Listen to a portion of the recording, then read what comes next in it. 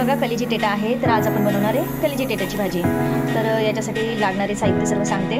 तर हे लसूण आहे, याची पेस्ट करून घेणार आहे मी, आणि एक छोटा कापलेला कांदा आणि थोडीशी कोथिंबीर, आणि हे वाटण आहे आपलं खोबरं, लसूण, मिरची आणि जिऱ्याचं पेस्ट करून घेतलेलं आहे. तर बघा पूर्ण रेसिपी.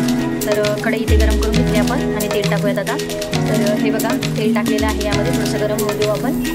तर लसणाची पेस्ट आपण यामध्ये टाकून दिलेली आहे आता.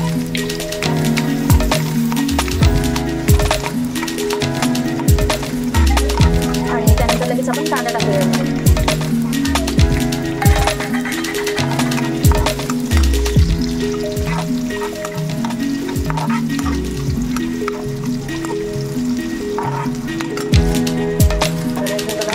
कांदा ब्राऊन झालेला आहे, तळलेला आहे.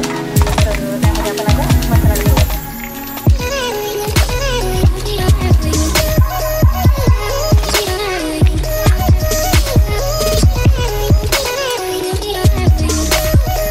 इथे आपण मसाला टाकून घेतलेला त्याला मिक्स करूया. आणि त्यामध्ये आपण आता मीठ टाकूया.